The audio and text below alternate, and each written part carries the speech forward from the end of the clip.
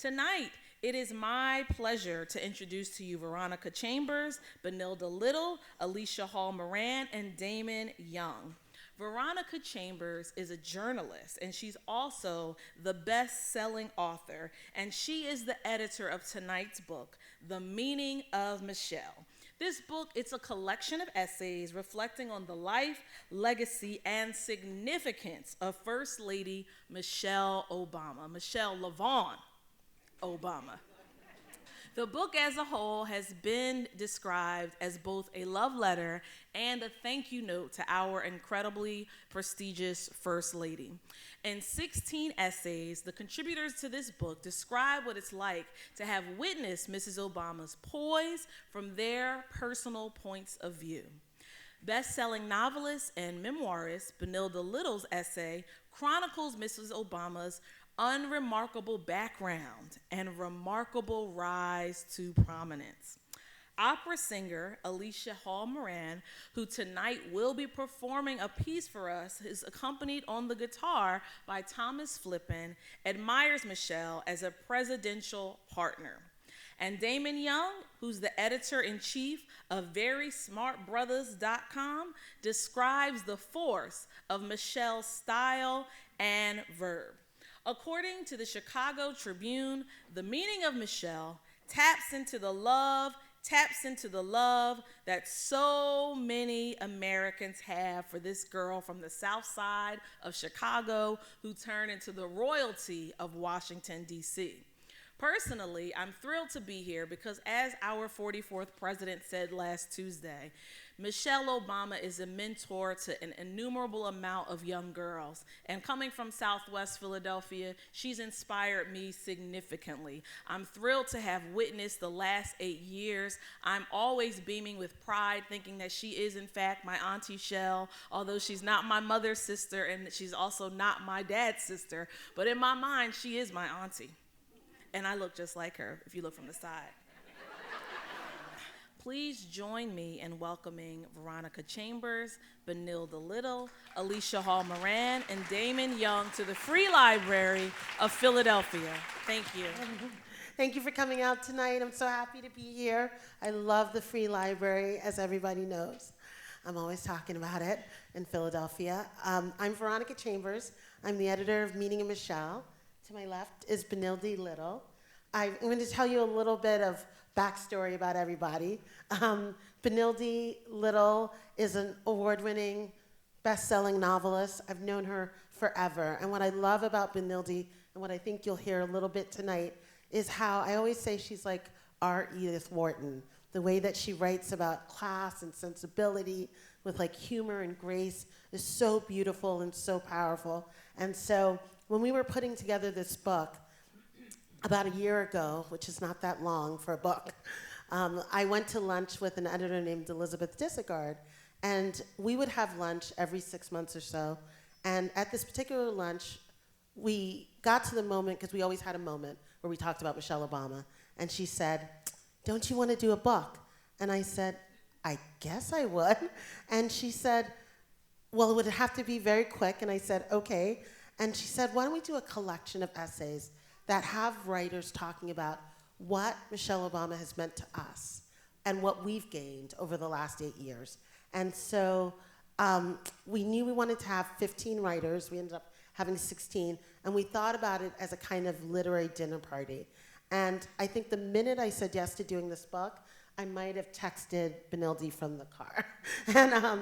And once she was in, I sort of started to think about the dinner party. I literally like a seating chart. And so I thought, okay, Benilde's sitting over here, and she's our amazing Edith Wharton-esque writer. So then I thought of Alicia Hall Moran, who is the most beautiful singer. You're going to hear a little bit about it. But she's also this amazing truth teller, storyteller. And her husband, Jason Moran, is an amazing musician, pianist. And I remember that there was a picture I saw on Facebook of Jason and Alicia, and he said, and they were in Venice at the Biennale, and he said, "I'm sitting here with the brain plotting on your behalf." And he called her the brain, and I thought, okay, next to all this wit and grace, We need the brain and the voice. And so here we have Alicia Hall Moran. And then Damon Young is the editor-in-chief of Very Smart Brothers. And I thought, well, it's not a dinner party if you don't invite some guys. So, and I thought for this kind of dinner party, we needed a very smart brother. So we started at the top with Damon, and he said yes. And his work just always makes me laugh and think, and there's just such a depth and appreciation. So I'm really happy to have the three of them here tonight. And there's some other writers in the book who aren't here tonight. Ava DuVernay's in the book, who's lovely. Philippa Sue, who played Eliza Hamilton in Hamilton, did a piece, and she's actually in a new Broadway show that's coming in the spring called Amelie. Just so you know, she wrote an amazing piece. And so, so we're going to talk about Michelle Obama, and Benilde's going to read a little bit first from her essay.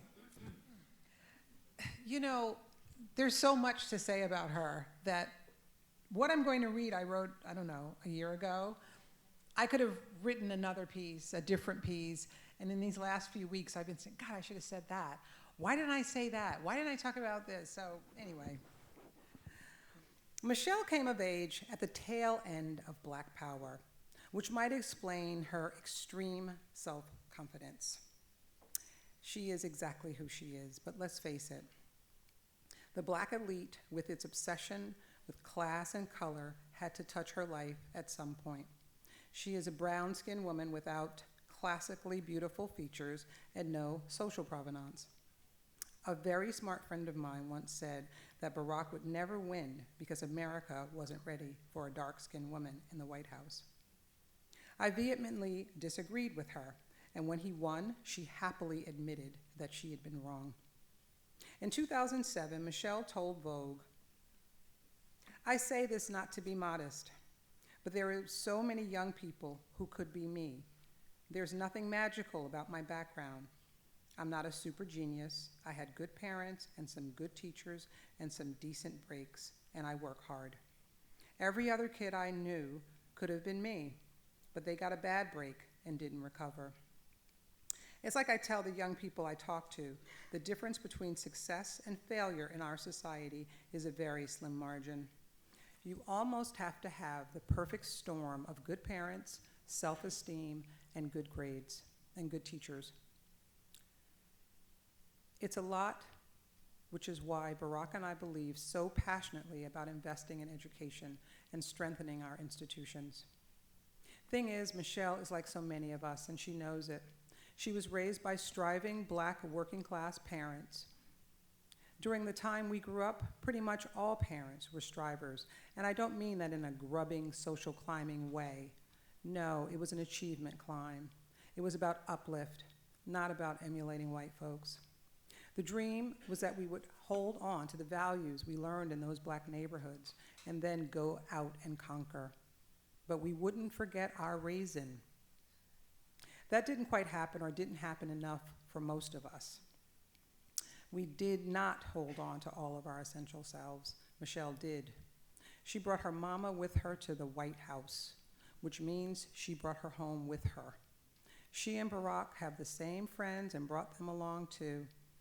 It's hard being oneself under a microscope, and the miracle of Michelle is that she seemed to have always held on to her authentic self, with lots of her middle name, Love On, holding center. Unlike me, who traveled a path to get back to my authentic Neil.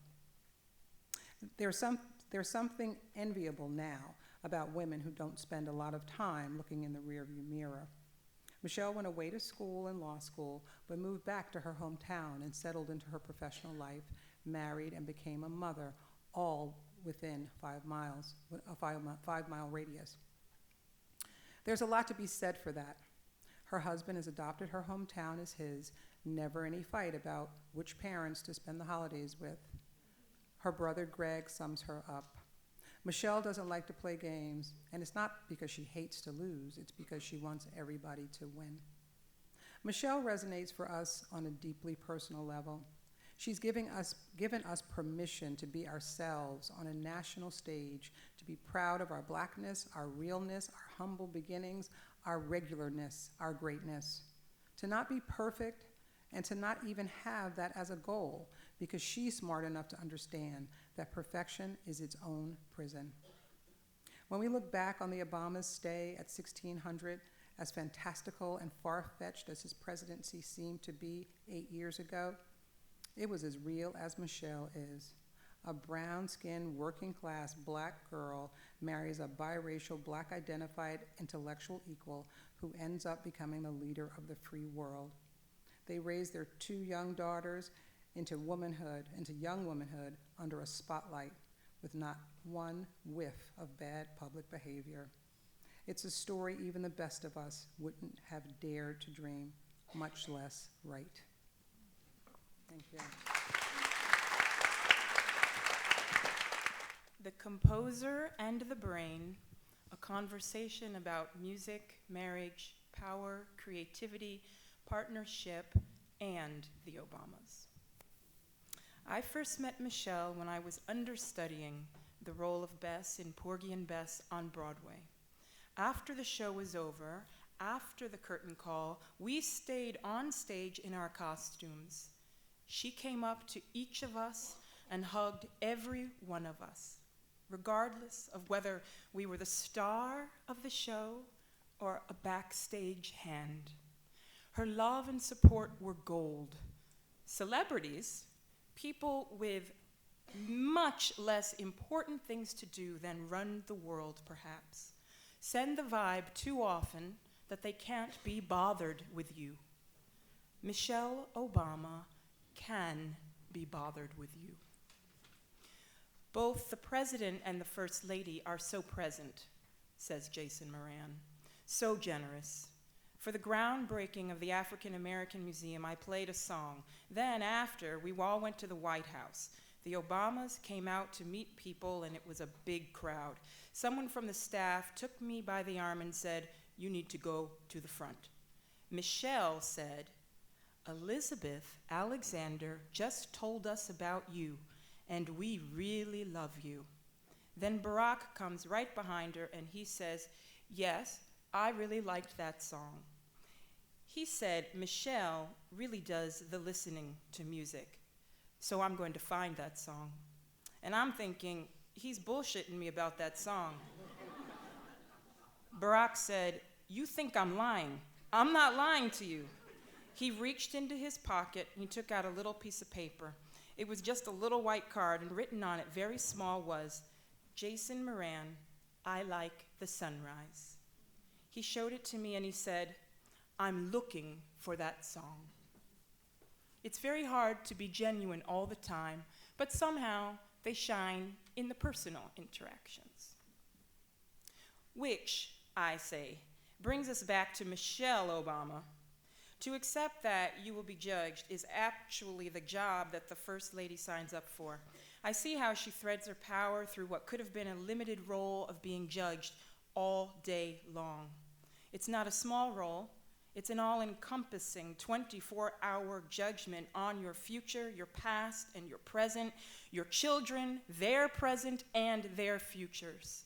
It's everything, and you're always dressing in the mirror of public engagement. But she threads her power through these things, and what she does is reverse the gaze. She makes sure that while the world is looking at her, her gaze is extending to the children, to the elders, to our craftsmen and the artists, to a whole range of people, including me, who had never been seen in that way before. She reversed that gaze.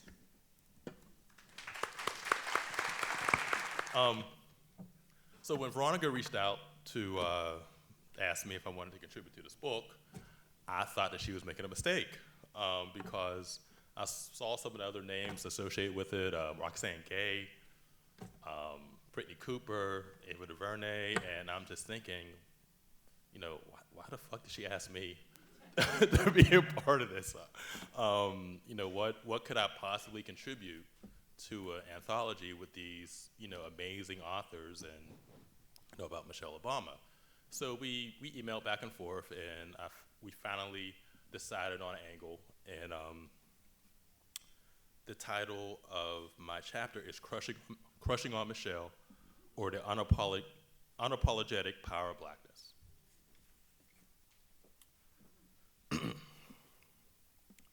No offense to any of the wives of the presidents before President Obama. All lovely, gracious, and exemplary women. But damn, I was used to first ladies being, well, professional first ladies, nice grandmotherly white ladies who belonged to silver sneakers and shared houses in Florida with women named Rose and Blanche.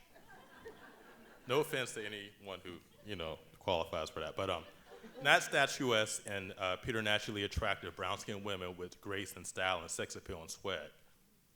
She was a real-life version of the characters Angela Bassett and Gina Torres that spent the last decade of their careers playing.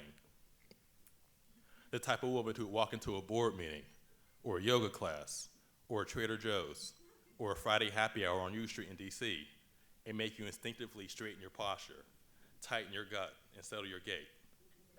Because you knew in order to have any type of meaningful interaction with her, you needed to have your shit together. And you desperately wanted to have that shit together, or at least do a convincing job convincing her that you had that shit together, because you desperately wanted to approach her, to talk to her, to know her, and for her to know and to be impressed by and remember you. She was a level lifter, an aspiration, an ambition. The woman you want to meet if you plan on taking over the world together. And then my tepid and halting support for Barack Obama became a fervent following. How could I not throw all of my chips in with a black man who had the wherewithal, the foresight, the wisdom, and the game to marry her? If he found a way to convince this amazing woman to accept his hand and have his children, he's exactly the type of man I want to be my president. Now, before I continue, let me make a couple of things clear. I'm in no way suggesting that a politician must be married or straight to be an impactful one worthy of support, nor would I dream of implying that if a black politician happens to be married, they must be married to a black person. There are myriad examples of brilliant and committed black people who've chosen partners who are not black, and perhaps even more examples of substandard black lawmakers who marry within their race. No shots. But I can't deny my truth, which is the truth shared by many other black people who share my skepticism. Yes, we eventually fell in love with Barack Obama. We bought the pens and stuck the bumper stickers on our windshields, and if we didn't happen to have a car or book bags, we made the phone calls and canvassed the neighborhoods, attempting to register people everywhere from family barbecues to Omega Sci-Fi boat rides and booty salons and barbershops. We attended the rallies. Shit, we had pre-rally happy hours and post-rally potlucks. We had watch parties and tweets for his debates, treating them the same way we treat scandal season premieres in the BET Awards. We bought and rocked the t-shirts with his face on them, which in hindsight was probably a little creepy, but we did it anyway. We even adopted Joe Biden.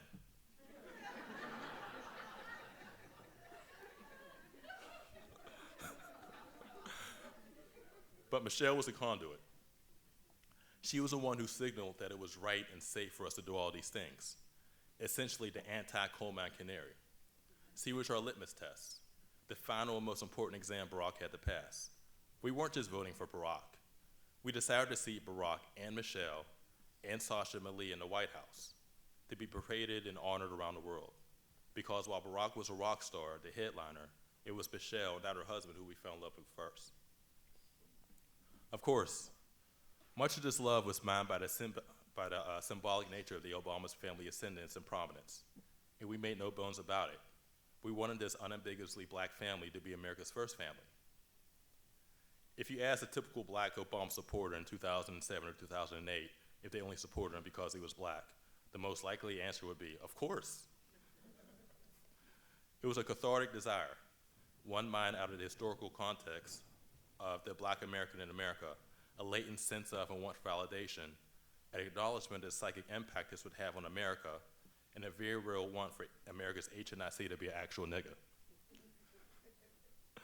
Also, many of us, myself included, took a particular glee from the thought of historically prominent and morally minor races like Bull Connor and George Wallace and all the people who believed our parents and uncles and aunts and grandparents and us weren't worthy of full citizenship, doing 1,000 revolutions per minute in their graves. But when speaking specifically of Michelle, and speaking from a heterosexual black man's perspective, this love, this cavernous reservoir of positive feeling, was largely aspirational. And for the first time in recent memory, these aspirations were standard reality. Before her, the benchmark romantic mates for black men were fictional characters, like Claire Huxtable, attractive actresses who played desirable fictional characters so well that we projected a perfect woman status on them.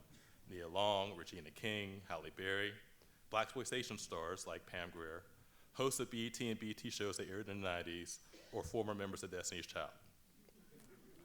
None of these women, however, were realistically attainable, because while some of them were very real people, the image they projected congealed with their own invented projections of them, creating perfect women proxies that existed in the space between our imaginations and our realities. Michelle Obama, however, was real. While black Americans collectively saw her and saw our sisters and our cousins and aunts and moms, we, black men, saw her and saw our classmates and our neighbors, our coworkers and our colleagues. We saw the woman we wanted to approach, to court, to date, to commit to marry, and to start a family and grow old with, even if we didn't actually realize we wanted to do any of these things before we saw her. We saw a regular black chick, but with regular black being a compliment, the best compliment, instead of a pejorative. In this, the appeal to First Lady's regular blackness cannot be overstated. She wasn't from Turks and Caicos, she was from Chicago. The same South Side immortalized in songs from Common and Kanye, a name drop whenever racists want a dog whistle point about black on black crime. She didn't possess what's commonly and disturbingly referred to as quote unquote good hair. Her hair was full and stylish and healthy, of course, but it was black hair, the type of hair that communicated to us all that she knew what her kitchen was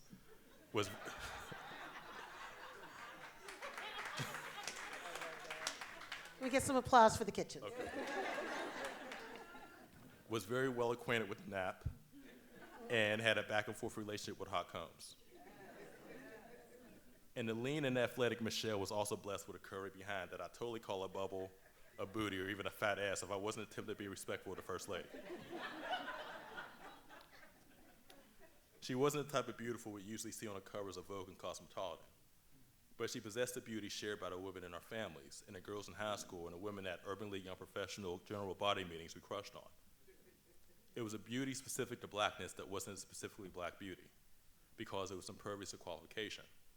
She wasn't stunning for a black woman. She was a woman whose undeniably black features made her stunning. All right, thank you. So you can see this was a very exciting book to edit. And I remember getting Damon's essay and sending an email to my editor saying, can we use the words fat booty in refer to the First Lady, or will it be an act of perdition? I didn't know there was an argument about fat booty. You didn't share that with me. No, I didn't, but I wanted you to have your voice, so I was happy about that. One of the reasons why I wanted to play that clip, which I sent so last minute to Andy, is because I was actually at the Apollo the night that the president walked out, and I remember thinking, we're not seeing Michelle, but he's singing to Michelle. And, at his farewell address, when he made that comment that she was more than his wife and the mother of his children, but had been for 25 years his best friend, I feel like one of the most powerful things we've gotten is an example of a marriage in a way that was really unlike anything else we'd seen before in public. And so I thought we could start off talking about, it's a very feeling-laden week, if we could say that. So can we talk about what we've gotten from Michelle Obama and how what we've seen and what we learned will help us stay together in an Al Green way over the next year and in the months to come? Stay together like... As a country, how? as a people, as a... We also, I've been married the same amount of time. We got married in 1992. And I so remember, and you guys I'm sure do, when she, was on the trail and when it was looking like he was winning, he was going to win. And she said the thing about his picking up his socks, that he doesn't pick up his socks. And, some people got mad at her and criticized her. And I was like, what? Of course. Of course.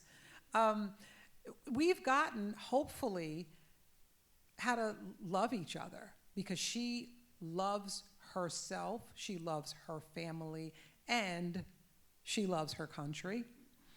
And he, in that amazing address, you know, in that grace, just talked about that. And I'm not necessarily an optimist, but I do feel optimistic that we've gotten that from them, you know, just to love and to be open and to talk to each other. And we don't have to agree, but you know, they brought the level up here in terms of, I mean, we, as she said, we know people like them, but the big we did not. And so I think just that level has been raised. And so the level of respect, hopefully, will take away that. Alicia, you're nodding. One of the reasons I asked Alicia and Jason to write something together is because I feel like, well, there's two things. You guys have actually met the Obamas, and you've engaged with them. But more than that, I see so much creativity and partnership in the way you and Jason balance power. I felt like you had a real insight into what must be going on in conversations that none of us were privy to. So can you talk about creativity and partnership and what we've seen in their relationship? Well, I will say this, and I appreciate what you said so much, because some things I hadn't thought of. Sometimes when you take it into the midsection, you get to another kind of truth.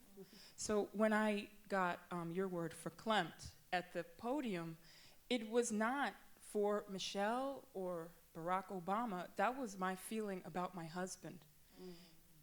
Looking at me through your book, mirroring the subject of this evening. It was just like I got in a little room of my own feelings, looking at me, right? So I think what I love about the couple is I saw myself so clearly. It's like a magic that you got into explaining to me a little bit.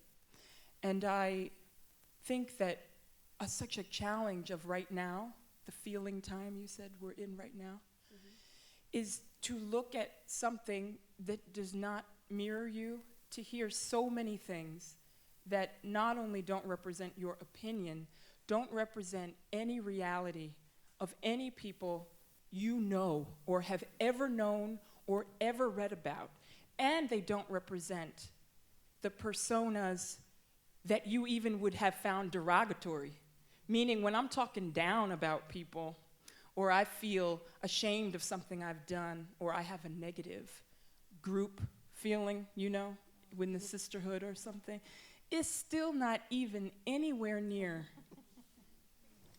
what is looking at me. So I think when you're talking, oh gosh, I'm learning so much this evening.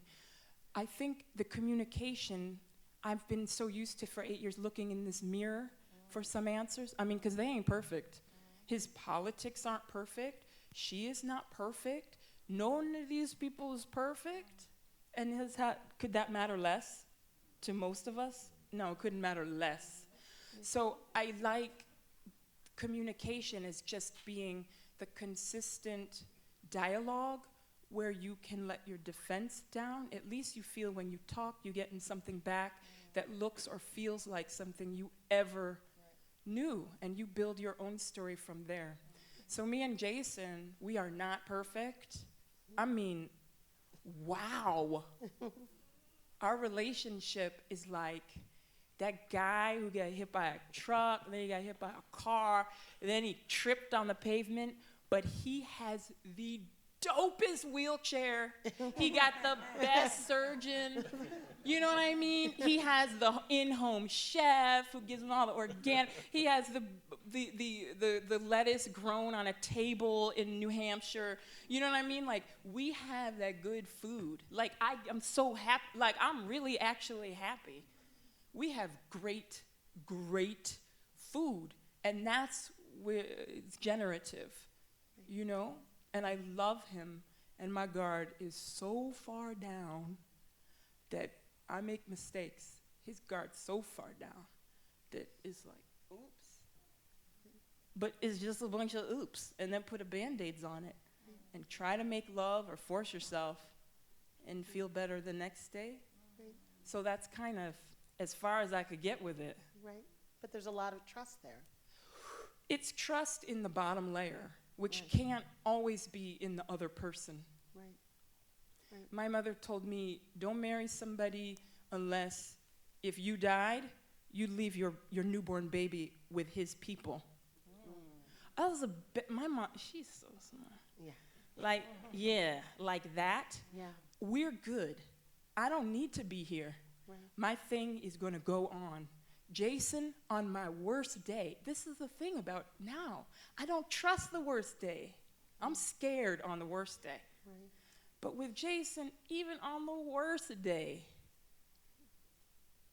I give him my oxygen tank and my baby and my scabby knees and just show up and you get fixed.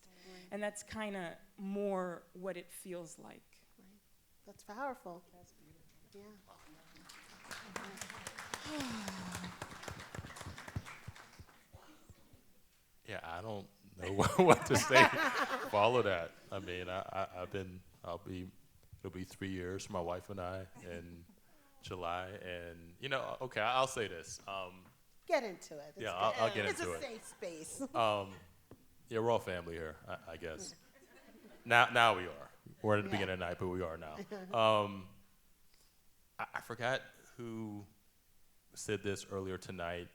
Made a point about the Obamas being, I guess, aspirational in terms of, they're not perfect, but their relationship and just what they represent and just, what they've represented for this last 8 years, even the years, as long as they've been in the public eye. And I look to them now and listen to their speeches, and their words, because there's still an optimism about the country there that I don't possess right now.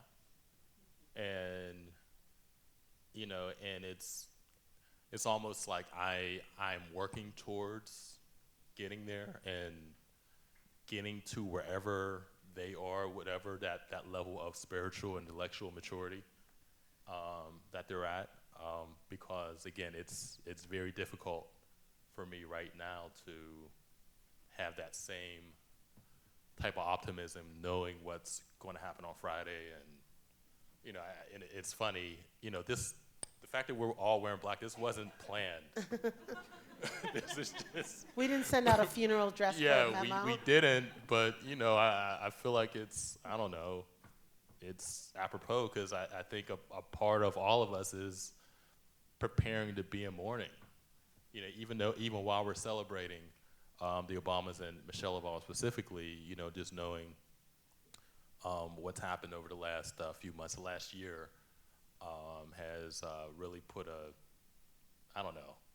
really been like a turd in a punch bowl, to be creative. And it has been. And, even the anthology, and I wrote a piece, I think it published on The Root earlier this week, where I made the point that the anthology was conceived of and completed before the election happened. And I wonder if any of us would have written or would have had a different perspective if we would have written, or completed the anthology in December. And I think that I would have. I think I might have. And the thing is, how I feel about Michelle Obama hasn't changed, but how I would want to craft and structure the words that I'm saying about her in an anthology probably would have. And that's crazy, just, in just like a 3 or 4 month span, how much that it was, I don't know, it was like a seismic shift. Yeah. Like, I remember waking up on election day and thinking, my book is at the printer. And so, too late. But, I will say that I do think it's been interesting to see how people have embraced the book. And I think that one of the things that I've been thinking about a lot is the idea that there is 8 years of legacy and service and sacrifice that they've given us. Mm-hmm. And I think we'll be able to draw on that. I am kind of an eternal optimist. And I think a lot about them these days, this week in particular, in terms of the Anne Lamott quote about grace, where she says that grace meets us where you are, but doesn't leave you where it found you. And I feel like when they came into the White House, we were on the brink of financial ruin. So many things were wrong. They met us where we were, but I don't think they left us where they found us. And I think that the things that they've brought us, the speech in New Hampshire, her courage, what she's really stepped forward for girls and women. I'm looking at my daughter and I think this is a 9-year-old girl who doesn't know any other first lady or president.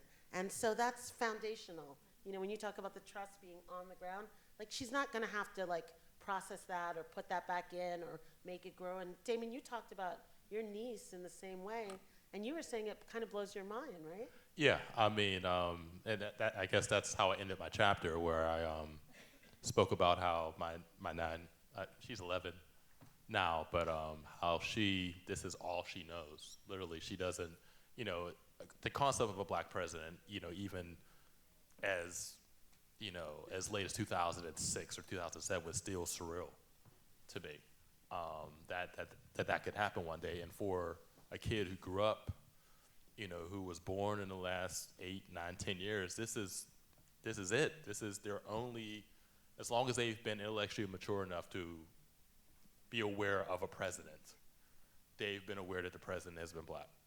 And that blows my mind, just thinking about that. And to that point, you know, there's something I did want to say about the anthology. I'm glad that we were able to write this before the, you know, whatever happened in November, because I'm glad that we had a space that was unencumbered with those other types of thoughts, where we were able to just be celebratory and just acknowledge and embrace all of the great things about the Obamas, about Michelle Obama, and about the legacy. So again, I'm very thankful that this happened when it did.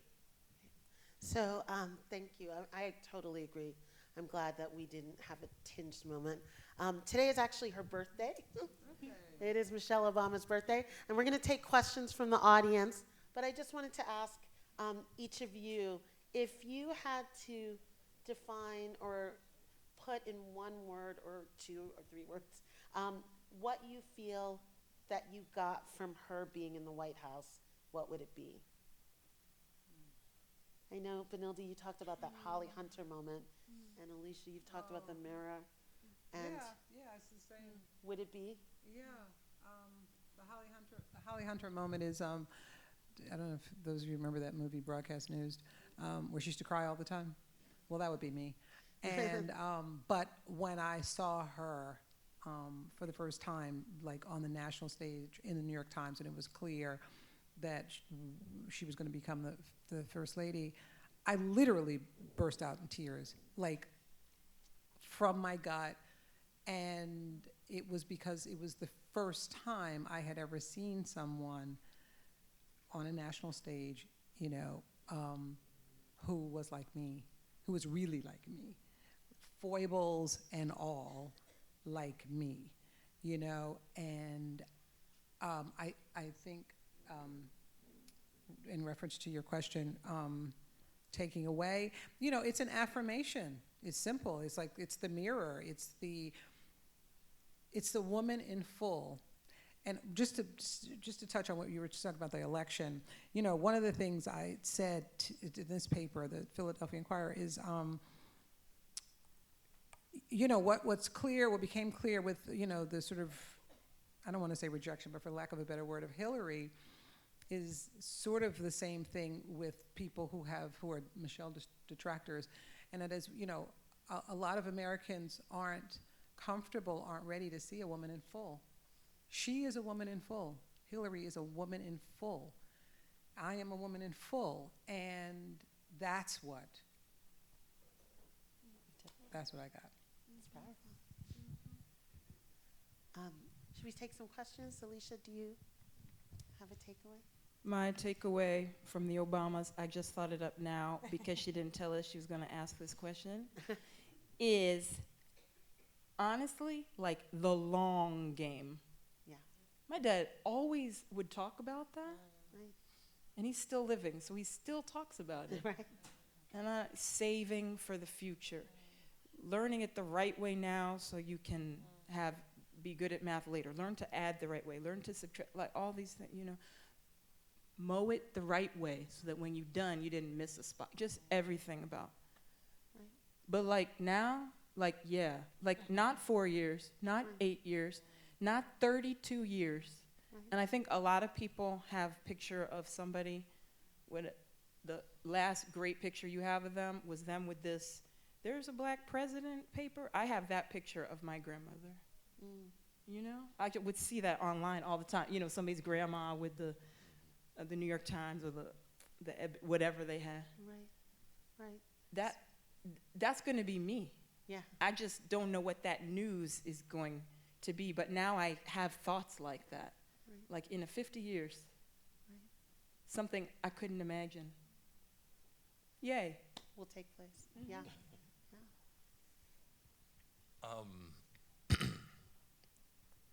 Your original question was if I had like 2 or 3 words to Yes. say, so I'm gonna stay true to the question.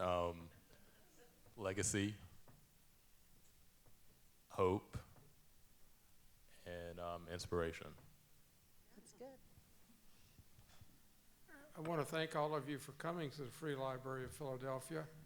I'm a big fan of both of the Obamas, but I've been struck by the fact that no one seems to be talking about the fact that Michelle was Barack's boss in the law firm. She was the major breadwinner of the family, and so no one's talking about her sacrifice. And I'm wondering if there's any feeling that this is just a continuation of where, as in the civil rights movement, the African American women were the workers, but the men got the glory. I think I talked about that in the book. Yeah, Am we I definitely outside? get into it in the book. We didn't leave that Yeah. stone unturned. I mean, I think, Alicia, if you would talk for a second, I think your essay in particular looks at the thing of taking turns. I mean, I remember when Jason, who travels so much, when you were, Alicia toured the nation as Bess and Porgy and Bess, and he said when you had to hit the road, he knew where he needed to be, which was home. So, I mean, do you feel that there's, I mean, I think that we address it, and I think that, Yes, he needed to be home. yeah.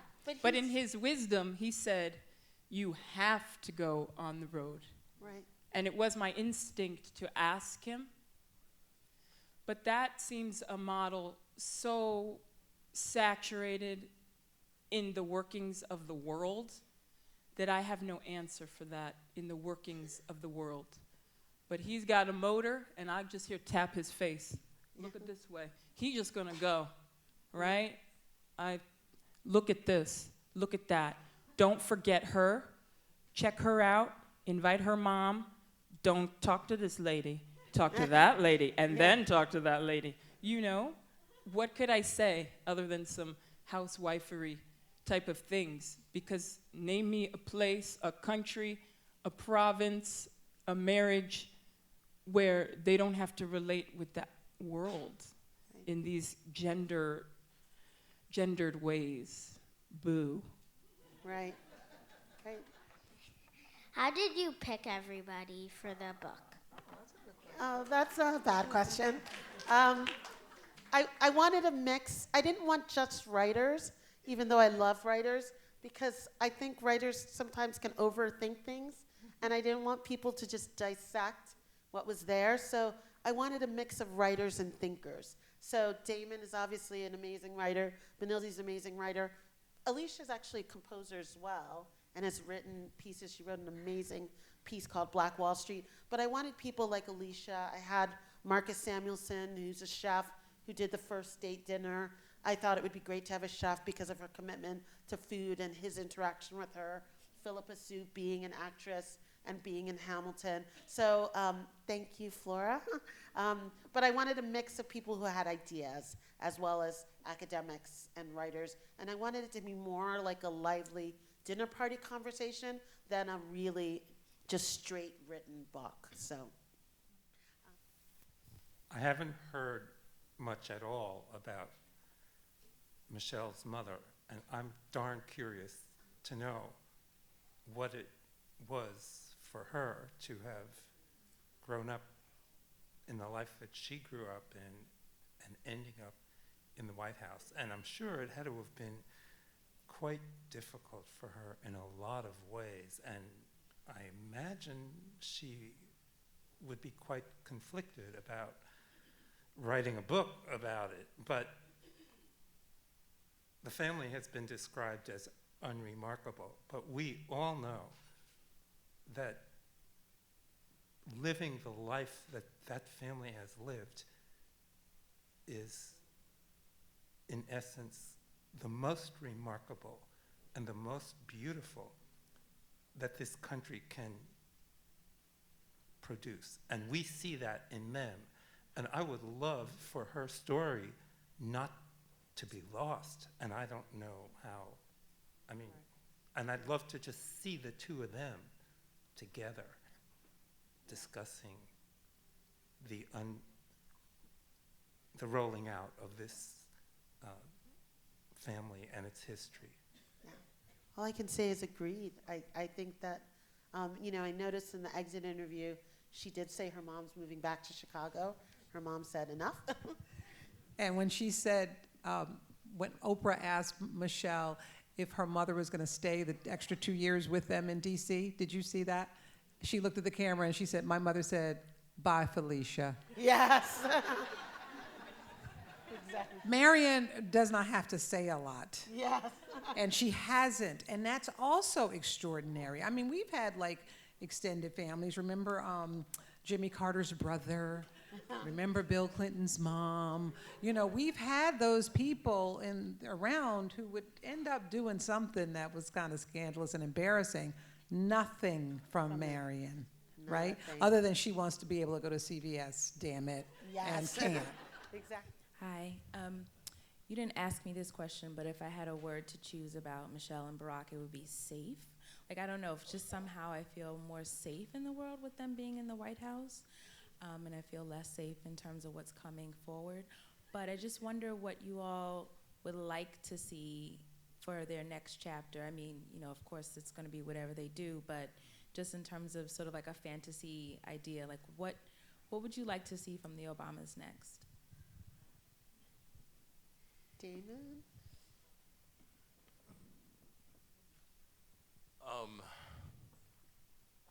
Well, I want to hoop with Barack. That's one thing I want to do. So I want him to play basketball with him. I wasn't invited to any of the games in the White House, so I would like for that to happen in the next couple of years. But with them, I mean, and I've thought about this, like what I would want for them to do going forward. And honestly, and this is just, I guess this goes into just the idea of me feeling like that they're family. I want them to rest. I want them to be out of the public eye. I remember that night when Barack was elected and he gave his first speech, and how happy I was, but I also was like, please get the fuck off the stage before somebody shoots you. And dealing with both of those like emotions at the same time. And so I just want them to go somewhere safe and chill and be able to go to CVS and be able to watch NBA League Pass and watch Game of Thrones and whatever they weren't able to do in these last 8 years. I want them to be able to do that because, they need it.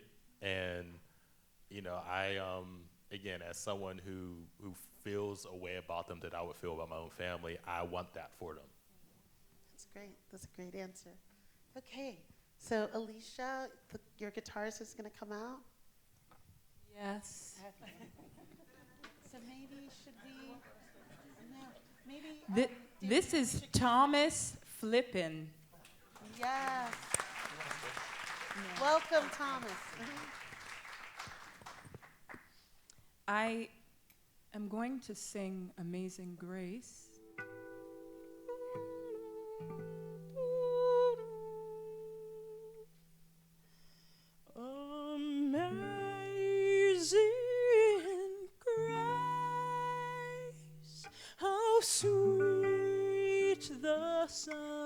sound that saved a wretch like me. I once was lost, but now I'm found. Was blind, but now I see. 'Twas grace that taught my soul to fear, and grace my fears relieved. How precious did that grace appear the hour I first believed.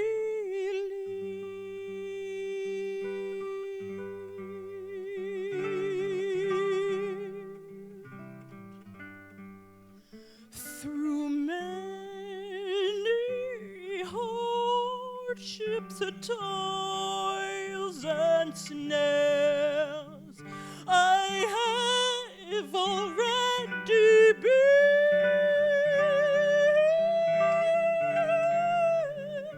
'Twas grace has brought me safe thus far, and grace will lead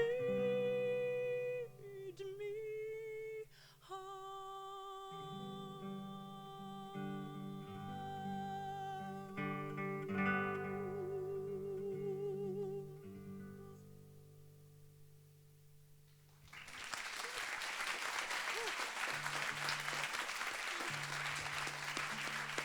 Thank you.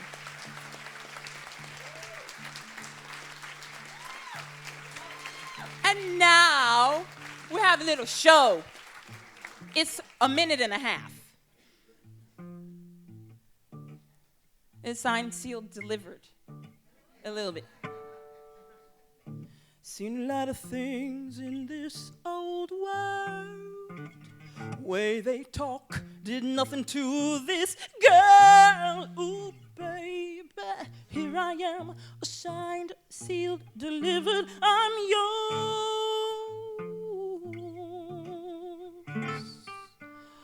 Ooh, baby, set this world on fire. If they go low, you better go higher, baby. Here I am, signed, sealed, delivered. I'm yours. Ooh, I'm yours. I'm yours. I'm yours. Ooh,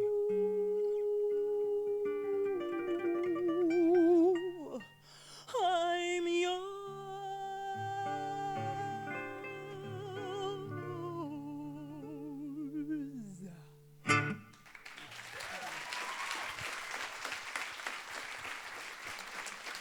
Thank you and good evening. And thank you.